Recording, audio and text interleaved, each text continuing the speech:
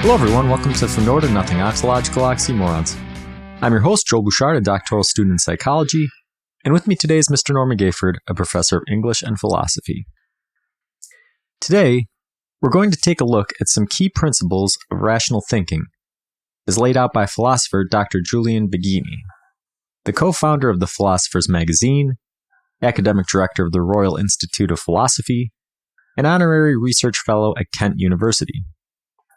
Join us as we take a deep dive into the top 5 elements he considers important, and as we discuss them from our own perspective, perhaps consider your own as well. That's nice. That's a good... It feels... part of the reason I sent that article this week is because it felt like a touch base. It's like we swim and we swim and we swim, or we sail and we sail, and choose your metaphor. But once in a while you just stop. It's not like treading water, but let's look at the terrain. What are the things that we're doing that we're trying to do and have been, and really it felt like a lot of what he talks about. Yeah, no, it's funny. Again, it's kind of the metaphorical journey, right? With the podcast, we're always moving forward from thing to thing, and sometimes it's just good to stop for a minute and kind of take stock of your surroundings. I like doing that. Me and my friends get together. We play D&D every few weeks on Friday, right? So he lives just around the corner, and I always walk to his house. And yesterday it was raining, and I still walked because there's something about the walk. It takes 30 seconds to drive there, but a 7-minute walk where you notice things that you didn't notice before, and you see some things, and you even run into people that, live on your street that you don't know, that stop you and talk to you. I got stopped twice and talked to about different things. My e-bike that a guy thought was real cool, and a kid that, was just asking me how my day went and stuff. And so it's a totally different experience. Yes. So yeah, let's take a look. The 5 principles we're looking at are 5 of 12. I have not read his book. I'm assuming you probably haven't either. Actually, the newest one that just came out in May, How to Think Like a Philosopher. I started that this week because I felt enormously behind, because I read the Philosopher's Magazine occasionally when I can get my hands on it. But somehow I didn't associate him. I was unaware mostly of his work, which is not being attentive. But now I'm being attentive. Now I'm reading his work, and this book, he's written like 20 books, but this book makes me want to go back and read the one that he did just before the pandemic. Yeah, same here. It was funny reading through the 5 principles that he had laid out in the article. It was just all things that right off the bat connected with what we're doing on the show. And right away, I went on to our local library app and searched. And they only had 1 book of his, but I borrowed it, and I've been listening through the audiobook because I've been redoing my floors and stuff. So yeah, it's good. It inspires some new thinking. And he has some lovely audio podcast or pieces of podcasts plugged into his website too that I've begun with. I haven't gotten all through all of them yet. Yeah, exactly. So and this is one of the principles we'll talk about later, but it's good. Something that is good for inspiring philosophical thinking is examining the work of other philosophers. Yeah. So we'll be looking at that in a minute, but why should people want to think philosophically?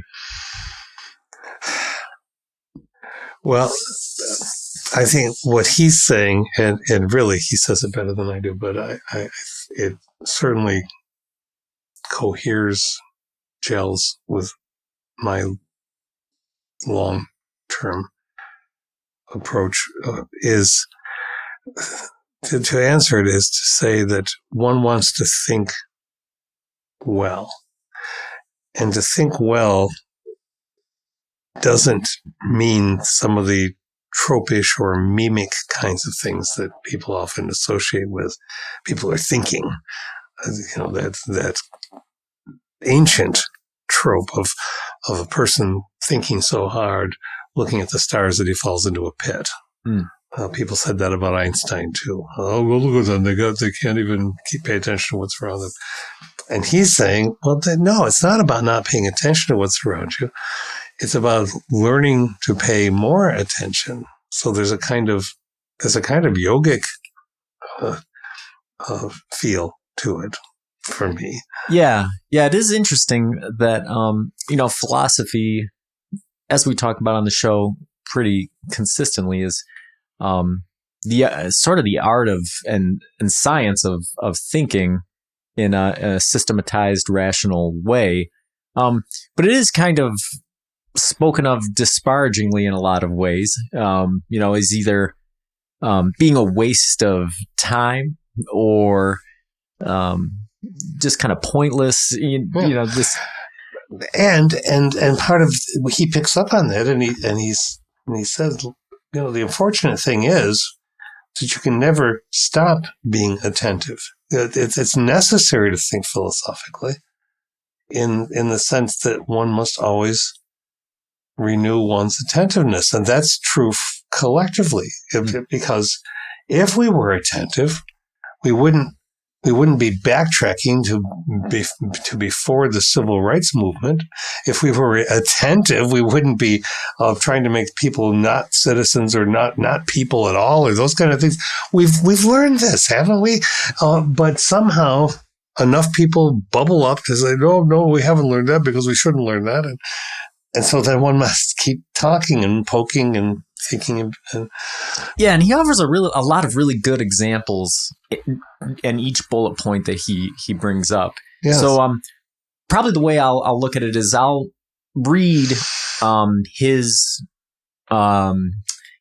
each principle, and then I'll ask it as a how question, right? Yeah, so, I think that's good, because both of us are going to do exactly what he talks about, which is what we do anyway, which is to say, all right, let's think on our feet. Yeah, exactly. So his first principle, right, is good thinking is mainly about paying attention. And we've talked about that a lot so far, early on. Right. So good thinking is mainly about paying attention. How is good thinking mainly about paying attention? And this is an interesting question in light of what we've spoken about in recent weeks, because, I provided the example the other week of being in a meeting and not paying attention to what was going on around me. And we talked about how, you can paying attention or being absent-minded. Like there's different ways that this can be impactful. So how is paying attention a cornerstone of good thinking?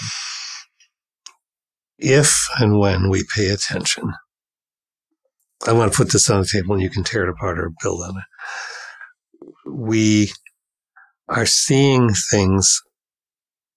Side note, we're talking phenomenologically, and we're just going to make some assumptions about this. Okay, so we are attempting to see things with fresh eyes. We are attempting to see things as they are, and that means developing a humility, maybe laced with humor, to salvationalize yourself. Like we did this morning. We're going to just start right up just before we started recording. There are trees along the street. And I've seen these nice little trees along the street where Joel lives. And when I parked my car, I was taking a little extra time parking it to get close enough to the curb. And I noticed these kind of bags on the trees. And I said to myself, have I been coming here for years and missed this? They don't think that those were there, but I can't be sure of that. And so I asked Joel, and he said he had the same thing, and he asked his wife, and in fact, those bags had been put in because of addressing some water issues. The trees are getting dry. But that was a moment of attentiveness, of a kind that I feel like I have. My granddaughter has retaught me attentiveness. I have these moments, so many now, when I'll just be, if I'm pushing her on the swing, I'm watching what goes on. I'm seeing how she moves. I'm listening to the little dialogue monologue she carries on with herself, then I'm suddenly invited into it again. And because she mentions she hears this or asks, what's that? Or however it comes about, I'm realizing that I'm paying a lot more attention to the surroundings than just saying, well, I live here, I've walked around here forever, And so you're asking how we do it. So how is good thinking mainly about paying attention? Right? The operative principle is that if you don't pay attention and you don't have at hand some touch base with what you're discussing, whether it's a tree on the street or conceptually, if it's all abstract, you're really not thinking about the down to earth. And of course, philosophy is very much about down to earth, not just being up in the abstract conceptions. And so, because if you're not paying attention, then you're not necessarily seeing things the way other people might see them. So it requires you to look at something. Well, is that really red? We've had that kind of discussion before. Or, oh, okay, so maybe somebody's having trouble with this street, and there's a good reason they're having trouble with it because the curbs are broken, or whatever it happens to be. And you might just assume that things are worse than they are or better than they are. But when you look at them, you take them as they are, and you say, yeah, probably some work ought to be done on this. Yeah, it is an interesting. It's an interesting interplay because, to my mind, and thinking about this psychologically, right? You made this point a little bit earlier on.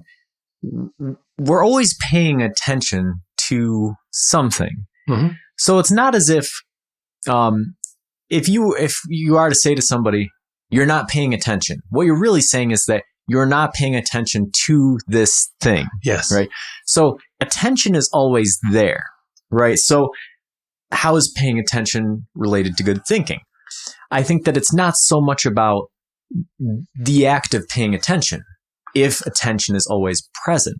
But I think what it is it's the critical reflection and metacognition that is the link between attention and thinking. So he talks about attention hijackers. Yes. He doesn't really talk about them, but he just makes allusion to them. Mm-hmm. So in the allusion to attention hijackers, in my mind, that would be things related to technology, for instance, right? If I open up my phone and I see a blue bubble or a red bubble on one of my apps, I have to click on it. Even if I open my phone to do something constructive, right? Oh, I want to listen to the audiobook in my libraries app, or if I need to make a list of something to do, I'm going to do something productive with my attention. But I open my phone, I see the red bubble, my attention is hijacked, and now the attention is being given to something that does not result in reflective metacognitive functioning. So I think that what we're really saying, if paying attention is related to good thinking, it's not that exactly, but it's what we are paying attention to, because it's going to be a hierarchical thing, right? There are constantly things, and we know this by looking at the human brain. Your senses are taking in so much information that if you were to be attentive to all of it, you would be completely overwhelmed and catatonic. So as a result, you're taking in all the information, and your brain is deciding what you should pay attention to. And so I think the good thinking is choosing the correct thing to pay attention to that results in critical metacognitive processes. I think you've nailed it. This is what we get taught in teacher training. You've got a classroom of 30 people or 28 or however many it happens to be. And you can't notice everything all the time, but you want to be aware enough of when somebody might have a question. And very seldom does somebody raise a hand, or sometimes people say, I have a question, but mostly the eyebrows furrow, people twist their head as if something that they've just bumped into something. And one doesn't do it perfectly, but one needs to pay attention to the kinesthetics, the nonverbal communication Yeah. that is going on in a classroom, and not just the cluster of the 5 people who are paying most attention to you, but in the outer rim, as they would say in Star Wars, right? And you have to be constantly scanning. Yeah, and I remember you doing that in classes a lot, with me and with everybody, but especially with somebody like me who is kind of introverted, right? I wouldn't want to raise my hand very often, but every once in a while, you just call on me. You'd see a look on my face. You go, you look like you're thinking about something. What are you thinking? And then I'd have to go, oh, well, I didn't really want to say this in front of the whole class, but here it is. And lots of times that led to good discourse among the class, right? Yeah. So yeah, that is a very good tool. Something I'd like to point out real quick is that we are performing philosophy in the moment right now, right? Because we're not just reading off what Julian Baggini wrote, right? No. I've already critiqued what he said by saying, I don't think good thinking is mainly about paying attention. I think attention is a given, but the relationship between attention and good thinking is critical or metacognitive processes. So, and this is going to tie into a later principle that he brings in about thinking. Oh, this is important to point out because you're supposed to be poking back and questioning. Right. And, and this is something that he highlights is that good thinking isn't about conformity, right? In the intro, I read off all his credentials. Yeah. I'm just some guy in my bedroom studio. I am not a formal philosopher, but you can not be a formal philosopher and still be somebody who can think rationally and pick something apart. And that doesn't need to be an aggressive or confrontational thing. I don't think that, that the principle necessarily is wrong, but that it's simplified in a way that gets a point across that's pertinent. And he covers this as well in a future principle. So we'll tie it all together as we go along. But there's a lot of important things happening that I'm excited about. So the second principle that he has is breadth. Breadth is depth. So how is breadth of thinking also depth of thinking? We've used this word a number of times, eclecticism. To be eclectic is to be interested in a variety of things that on the surface don't necessarily seem to have immediate connections. All right, so that we could say that that's breadth. And just side note, this is why he's so very active, Baggini is so very active in championing the humanities. I'm a humanities teacher, will always be, even if I'm not located on a particular ship. But the humanities require an eclecticism, not in some kind of fascistic way, but just you can't help it because somebody's writing something in a novel. They refer to a piece of music. You want to hear that piece of music. You've probably never heard it before. And you say to yourself, I really haven't. I'll be honest with myself. I haven't heard that music before. You listen to the music and then you find out about the composer who was influenced by an artist and when you go through that path, which might seem like wandering, and it can be, not all who wander are lost, says Gandalf. When you go through that path, you realize that you are going deeper into the arts or what language is, how the writer said this, or when the writer alluded to a philosophical concept. Was that an accurate allusion? What did that allusion actually say to oneself? So in his book, the most recent book, every essay begins with an epigraph from Dostoevsky. And he says at the beginning of the book, I've put these here, I'm paraphrasing, but I put these here so that you will consider why they might be here. And that's the same kind of thing I would say to students, but don't skip over the epigraphs. There's a reason that there's a quotation or a partial quotation sitting there. That's a clue. It's not an X marks the treasure spot. It's just giving you something to cross-reference with. And that's where the depth comes in. If you start considering a number of things, even if you're driving along, you're thinking about the condition of the highway, you're thinking about maybe the grocery store, you're thinking about mundane things, but you also might be thinking deeper things. You might be wandering into music and thinking about that while you're driving at the same time. And maybe the music you're listening to is making you think really hard about putting a little more space between you and the next car. I'm trying to keep this at the ground level because it's enormously important to go into breadth and depth of thinking for a field that you are in, for a practice that you do, for your craft, whatever it happens to be. But it's also enormously engaging to make you a more awake person walking through the world day to day. Yeah. Yeah. And he has some interesting examples of that. He talks about how, it's a false dichotomy, right? To say that, oh, well, specialization or depth of thinking, provides you more knowledge about a topic, because you can flip the axes, essentially, right?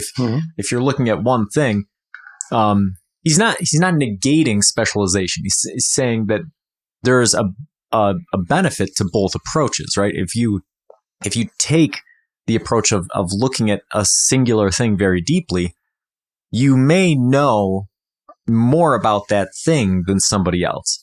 But the problem is that thing is in isolation. Whereas if you go with breadth of something, you may not know as much about the specifics of the thing, but you can see all of the connections that the thing has to the world.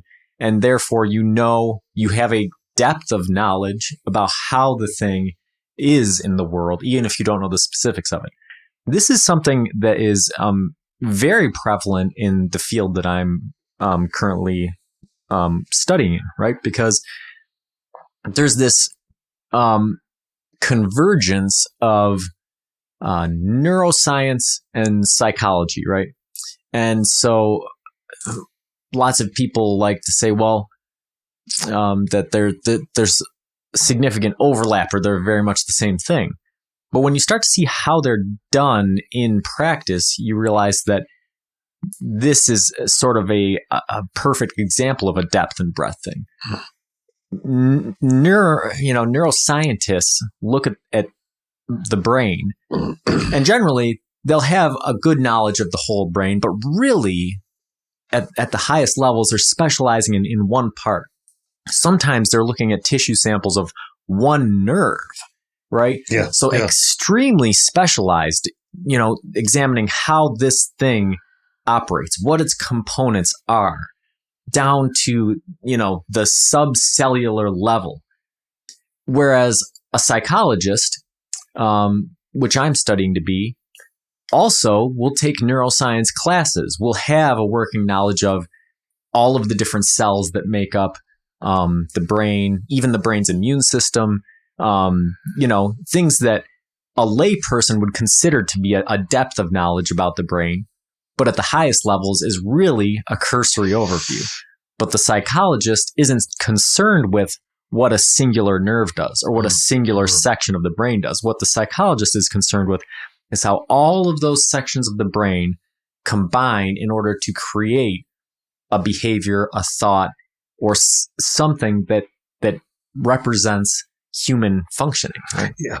And built into this, and as you just described this so well, built into this, though, from a philosophical viewpoint, two things. One, philosophy, as we've said time and again, is the source of all these other things. Mm-hmm. He makes a point in his book that the most recent book but he also, it comes up here in this article, that you can, psychologists, as you say, have a certain jargon and a certain conceptual basis and have data to work with. And archaeologists have artifacts to work with, and so on, all the different fields. Philosophy has the curiosity to try to see how all of those things function together, and thus it's just deeply important. Yeah, and it's funny. I've been, like I said, I've been doing my floor, so I've been listening to a lot of audiobooks from the library, and one of the ones I was listening to was a book by Stephen Hawking.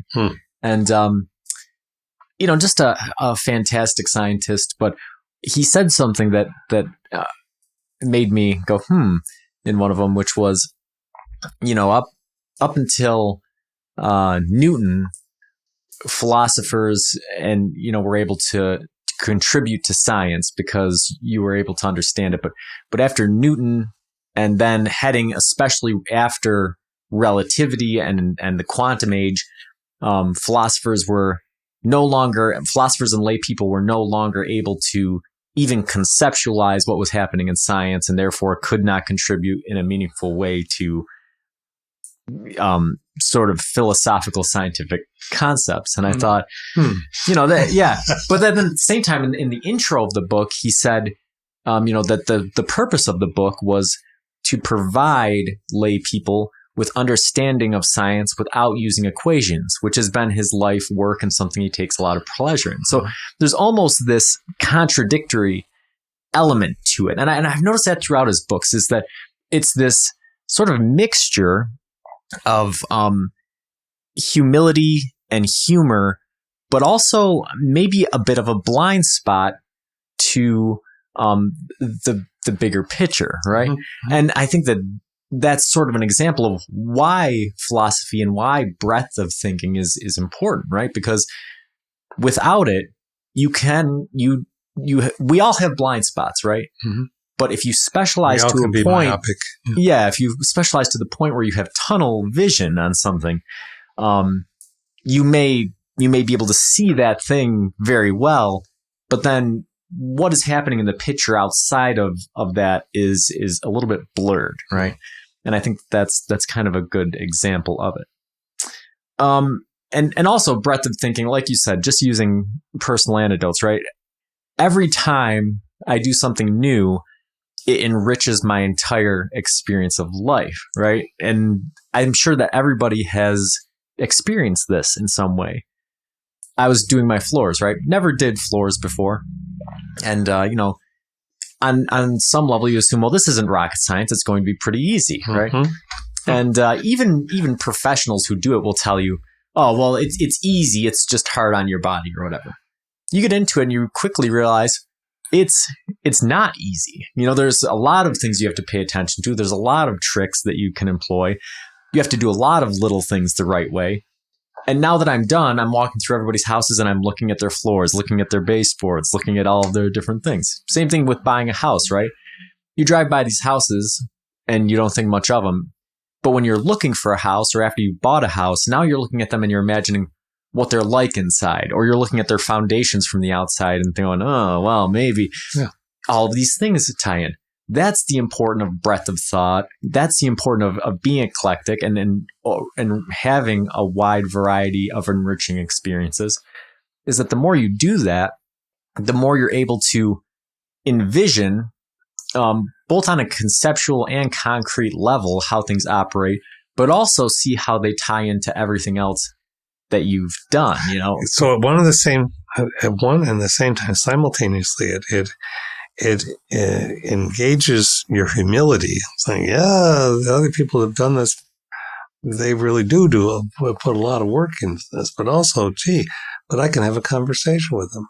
Mm-hmm. I can appreciate the artistry of the floor, but I can also appreciate the mathematics that are going into it, which doesn't mean that you're presenting yourself as a master floor craftsman. I think this is, and this sort of relates to the previous one that we were talking about. And it's back to the illusion of explanatory depth. People so very much want to be right that if they say anything, they want it to be said with a firmness that doesn't offer exploration or conversation. It becomes declaration. And we know, most of us know this rationally, that just isn't the case. You start somewhere, you fall on your fall on your knees, you trip, you say, oh yeah, but this is a thought, and this thought's worth pursuing. Well, why is it worth pursuing? And on we go. But that requires conversation. It doesn't require flag planting. Yeah. Yeah, exactly. And it goes back to that maxim, right? That the more you learn, the less you know, because each thing that you learn, no matter how simple it is, you realize that it's much more complex than you thought it was. And each time you have that experience, it makes you more and more wary, right? Or aware of the fact that everything in the world is complex and difficult to grasp, and that everything is interrelated in a way that makes it tricky. Yep. So the next principle he has is that language can both help and hinder us, right? So how can language both help and hinder us? Well, he refers to Wittgenstein, who I love talking about sometimes. Philosophical problems arise when language goes on holiday. Okay, well, language goes on holiday when people say just let language run on cruise control, so to speak, and not really think about what they're saying. But I laugh with this one because it takes me back to a very specific incident where we think we're communicating something. We might think that, and then we realize the blank looks at. So once upon a time, my father and my brother and I were helping move things out of my brother's house, and at the time, and we were trying to get this sofa moved, and my son was helping me too. So we had 1, 2, 3 generations of people. And my dad didn't lose it, but he just got a little stern, and he's trying to get us placed where he wanted us. And he said, just get side by each. And we stopped. What do you mean side by each? We're all itchy. What? And then, of course, we're getting itchy ourselves. How dare you say side by each? We don't know what that means. How can you not know what that means? He says. And it's referring to how plow horses were arranged to plow a field, which he was involved in as a kid. Okay. They're put side by side. He meant side by side, but he said side by each. Just took us apart. Then we started laughing and we got goofy. And so language went on holiday in a good way because it suddenly became playful and it made us have a conversation about his life. And it was fine, but there are so many times when we just think somebody ought to know what we're saying. We've just said the words, haven't we? And that goes back to the previous one too. Dovetails very nicely because we can be using very accurately a vocabulary that's appropriate to our field, profession, or craft, and at some point realize somebody else doesn't know what we're talking about. And then we have the opportunity either to say, and I don't care that you don't know, you should, and so I'm better than you. Or let's talk about what this means, and therefore you can be included, and maybe you bring fresh thoughts into this. How might we best be side by each and carrying this sofa? Yeah. No, I've got a short anecdote about that as well. Once when I was a teenager, me and my best friend decided, being dumb teenage boys, that we were going to chase a tornado, right? And so we were a town over and, just in a terrible rainstorm chasing this tornado. And he's driving and I'm giving him directions. And we're coming up to an intersection. And he says, am I turning left? And I said, right, to mean affirmative. And he said, right? And I said, no, left. And he slammed on the brakes and he slid through this rain-slicked intersection just as we just missed a semi, and he brought the car to the stop on the other side, and we're both breathing a little heavy. He looks at me and goes, from now on it's okay. And we continued on, right? So yes, language is very important, and I remember a few episodes back bringing this up. This is very important again as you get to the higher levels of scientific fields. I can't remember what it was that I was talking about, but even within the field of psychology, there's different researchers will define the same term different ways. I wish I could remember what episode it was, because I think we were talking a whole episode about this specific topic. But we were, and I'm trying to access it now. But anyways, the point is that at the highest levels, this informs what the results of a study can be, whether or not they're successful or unsuccessful, or what the meaning of the findings are, is highly predicated on how the terms are defined. Mm-hmm. And some bad researchers will define terms in order to get their results to say something that they want, even though the term may not match up with what colloquially is understood to be meant by the term. Right? Mm-hmm. And that's where language is very important. Not only there, but also Julian Baggini gives a good example of it, where he says, if language is uncontested, then there's no room for good thought, right? If somebody says, well, this means this, and that's all there is to it, then that's really a pitfall for rational thinking, because there can be no discussion. And if there can be no discussion, then there can be no progress made in defining. This is exactly, which is why the words tentative and why the word provisional are so important. It's when you're having a creative discussion, whether it's implied or you actually say it, and we've done it both ways here. We offer a definition. Well, let's start with this definition, or let's look at this word and say, okay, so tentatively I can describe it as such. Or here's a provisional definition. All that means is we know it's going to alter. It's going to shape. Essentially, what we've done is taken a tube of Play-Doh, cracked open the cover, taken a good whiff of that. So, well, I'm sorry, you don't do that. It's just, and thrown it on the table and said, what's it going to be? I'm going to make a dinosaur. Yeah. And I've been in this position, so I'm making the dinosaur. And someone who's much younger than I says, what's that? Well, I've just said it's a dinosaur. No. Dinosaurs have to have. Okay. But that's a very physical and visceral and playful example of how we work with words. And as you said, and as he says, if we're not willing to examine the etymology of the word, the history, where did it come from? Which then brings up questions. Well, why did it change? How did it change?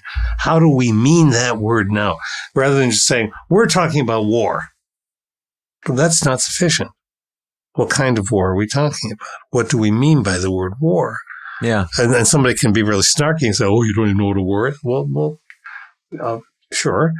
But there are plentiful definitions and levels and types, and some are metaphorical, like the war on drugs. And I think he mentions that one. Or it's not really a war. We talk about terrorism. We have a war on terrorism. Is terrorism war? Or are there two different things? And on and on and on we go. And we don't do that to be flip and glib and to waste time. We do that in order to be more accurate in what we think we want to deal with and how we want to deal with it.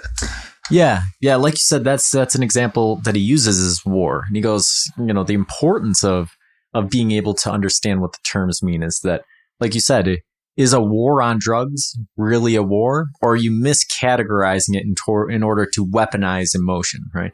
If you are calling a war a special military operation, as is going on in our current time halfway across the world, right? Are you doing exactly the opposite, trying to strip the emotional or ugly aspects out of the word war in order to present it as something that is less threatening and therefore less worthy of attention for the rest of the world, right? So you can operate in a certain fashion that is counter to global etiquette. Right? Yep. And so, yes, that's where people get frustrated with philosophy, right?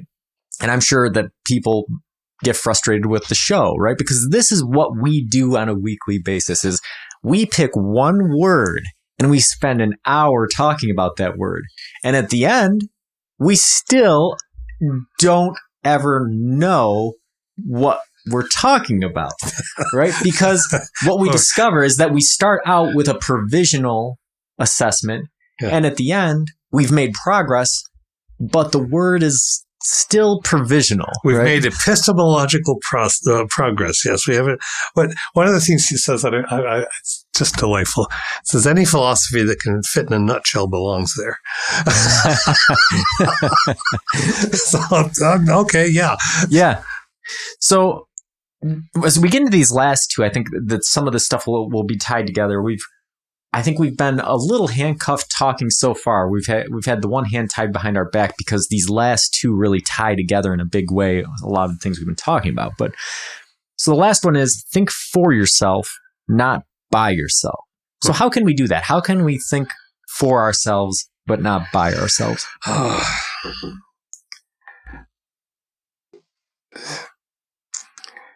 Thinking, well, for or by. For implies that an advocacy, a self-advocacy, a self-development of a purposive expansion of one's perceptions, a purposeful exploration. Thinking by oneself, and the word by can lead us to a number of places, but thinking by oneself is focused on the isolation, not the purposiveness or the intentionality. Yeah. Yeah, I think that this very conversation is can provide a good example, right? If I was thinking by myself and somebody asked me, come up with the 5 key principles for rational thinking, it probably wouldn't be the same 5 that Julian Baggini has thought of, right? It might be close, but it wouldn't be the same. And there's a very good chance that not being an academic philosopher, it would be inferior, right? So it's good not to think. It's good not to think by yourself, right? Because there's much as we talked about in the second principle, there is a strength in breadth of thought, not just depth of thought, right? You have both hands behind your back when you're thinking by yourself. Right. But you're talking about us having one hand behind our back and the other thing. If we were because then we are left to not looking at anything else but what's in our heads. Yeah, and there's physical demonstrations of this as well, right? For instance, if you drop somebody in the middle of the ocean and you tell them to swim in a straight line, what you will find is everybody will end up swimming in a circle. If there's no landmarks, they just swim in a circle because one side of your body is stronger than the other one. And you don't have an internal compass like a bird or a fish. So you start swimming and you think you're going straight, but you don't know where straight is. So you head around. So you need landmarks. You need other things in your environment that provide you with something that engages your attention, right? And provides you with breadth of thought in order to ground yourself and provide a landmark. That's the danger of thinking by yourself, is that I think any small error in thinking or in judgment or in misinterpretation or a blind spot, things that we all have, right, becomes compounded and it has exponential effects the further you take the thought. So if you start out, you might make a very simple error in thinking, but if there's nobody there to bounce that off of, nobody there to help you correct that course, the chances of you self-correcting are very low. You're just going to continue building off of a false principle or a false preconception, and then it's going to lead you farther and farther astray of the truth of the situation. There's a down to earth example of this, and I like the swimming analogy. Sometimes in our recent history, people have, one of the first things they'll ask somebody or challenge somebody with in an aggressive way is, well, where did you get that information? And sometimes there's a loyalty to one source of information. And what can happen with that is it puts it's the magnetic. Everyone is polarized to that source of information. Whereas when you start reading a variety or listening to whatever, a variety of sources of information, which means not people that are saying all the same things because you want them to, but looking for things, then it gets more complicated. And when ideas get more complicated, then people aren't all on the same page about it. This is the history of political parties. If you've got one source of information, you can look really united. if you've got a variety of sources of information, which is making you think in a very complicated ways, then you're not going to appear very united. Right. Doesn't mean you're not. It doesn't mean the ideas aren't important. It's just it's this by yourselfness. So I like that he, among other things, he says you do not be loyal to an idea. Be loyal to a friend and challenge things, but you don't have to challenge them with brass knuckles on, ready to just deck somebody. So, well, I've challenged this, and here's, and if somebody you challenge, why are you challenging me? Well, that's just, why are you afraid, or why do you want this to be the case, or how come that person isn't equal with you, or not a yelling and shouting match. Yeah, it's funny. One of the examples he uses business as an example, right? He goes, in order to have a successful operation, right? You want to bring in opinions from people working in independent departments. You want to bring outside consultants, and you want to listen to people who have different opinions of yours, and you want to consider them without acquiescing to groupthink. Mm-hmm. So you don't defer. You don't automatically defer, right, when you're listening, right. But you also, like you said, approaching it without aggression is important as well. I had to do this week in my job. I had a half day, so I left early one day. When I came back the next day, I found that my boss had made a decision that I completely didn't agree with while I was gone, right? And so at first my hackles were raised a little bit, but then I went to our office and I said, you know what? I wasn't here, so I don't have all the information, right? So I went in and I prefaced the conversation. Before I even started, I said, I don't want you to take this as confrontational. I said, but I hear you had somebody doing this while I was gone.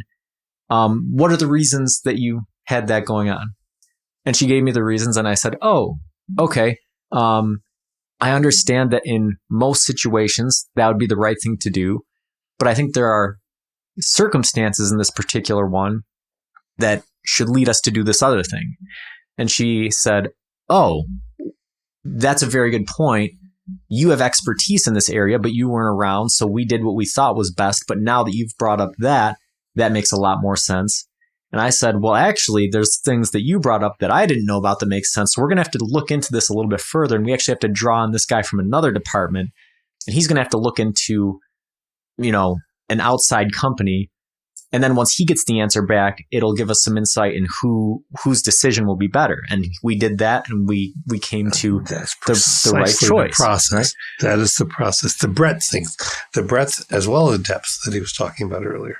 Right. Yeah, because I had special expertise in the area that they didn't have access to, which helped clarify the picture.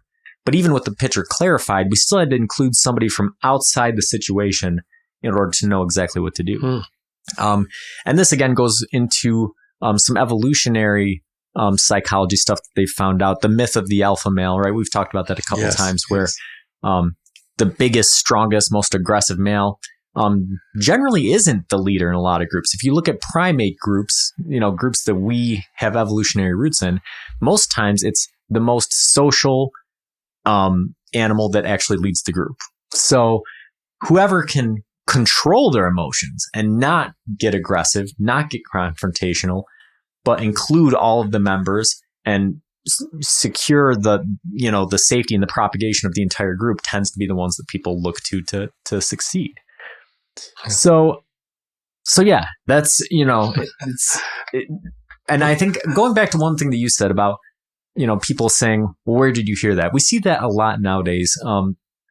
There's a subsection of the population that likes to call other people sheeple, or, tell people to think for themselves. But a very easy rebuttal to these people is exactly what you said, which is, well, where did you get your information? Did you bother checking anywhere but this one point? Are you thinking for yourself, or are you just regurgitating the thing that you heard from this one source?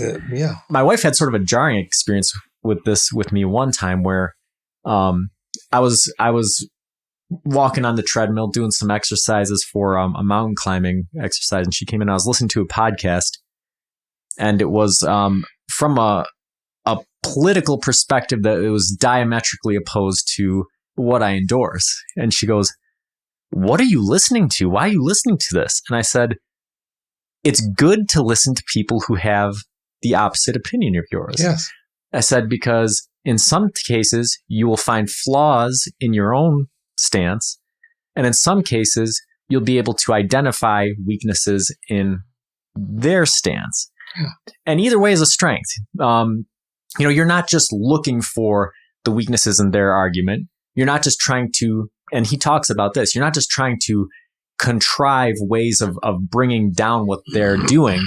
You're, with an open mind, listening to what's being said, and you're examining it with what you know and saying, well, is there a way that these things can be reconciled, right? Is there a way that perhaps both positions are either correct, but looking from a different perspective, or there's a middle ground that can be met? Yeah. Or is this flat out wrong?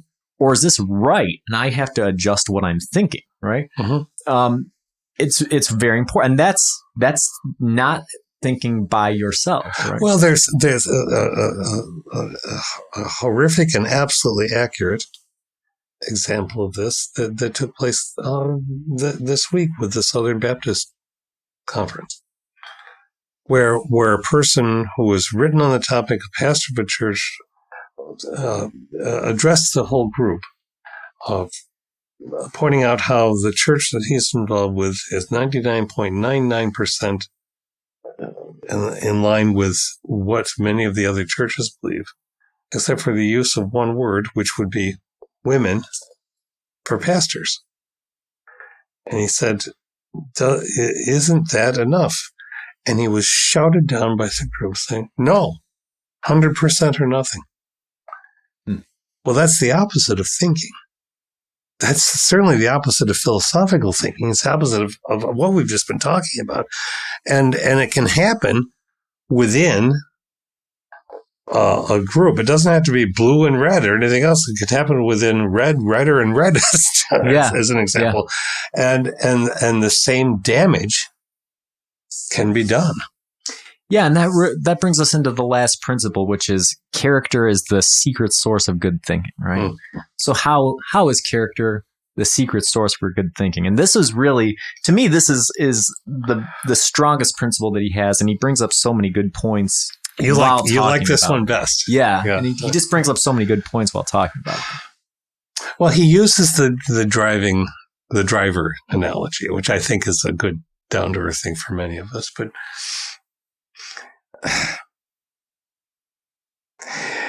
essentially what he's saying is being honest about yourself, being able to look at yourself in the mirror, so to speak, and to reflect on why you're doing what you're doing, and being open to that it may not always be right. And could it be better? So it picks up all of the elements of some of these other pieces that we've been visiting. But I think the driving thing works so well because suppose you're in a position where I was in this position this week. I had an appointment that I needed to get my little person to. At the same time, I also had a commitment to a friend to drop something off to them while we were headed in the direction we were. And the appointment was firm. I can't bend the physics of time, except in my imagination, right? We're driving in it. But I'm doing math. I'm realizing I'm only 3 seconds car lengths behind a car in front of me. And I found myself doing this very thing. Say, okay, how would I be feeling right now if I were looking in the rear view? I wouldn't be thinking too kindly of the person behind me. I would be saying, doesn't matter what their motivation is, and I let off on the pedal. And just enough so it became 4 seconds, then it became 5 seconds. And then I'm looking and I'm going, okay, So you're going now 54 miles an hour. This is a 55 mile per hour road. Lots of people go pulling out and zoom, zoom, got to go 60, 65, whatever. And are you going to be that? No. Mathematically, if I drop 1 mile per hour and I'm only taking an hour to get someplace, I'm going to be less than a mile from where I was supposed to be, which means it's probably going to work out just fine. Yeah. But that requires a lot of active thinking instead of, got to get there. So I think that's what it is about. The good thinking, back to the thing where you think by yourself. No, I was not thinking by myself. I was thinking for myself and for the people in my immediate sphere, any one of whom could have been affected by a bad decision that I made. Yeah. Yeah, he brings up specifically the virtues of thought as being sincerity, accuracy, modesty, and openness, right? Uh-huh. And I think that's important, right? Sincerity, that stems back to what I was just talking about, right? If you are engaged in a conversation with somebody, you are not always going to agree 100% with anybody or you talk to or with anything a singular person says.